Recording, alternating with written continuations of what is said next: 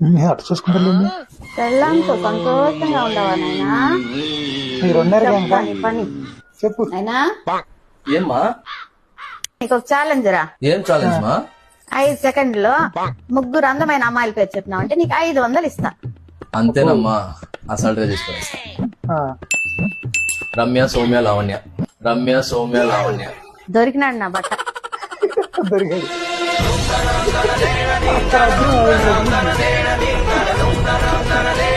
10 సంవత్సరాల నుంచి నీతో కాపురం చేస్తాంది. నీ పెళ్ళం అందంగా కనిపించలేదా నాయనా? అందంగా కనిపించలేదా నాయనా? దాని పేరు ఎందుకు చెప్పలే?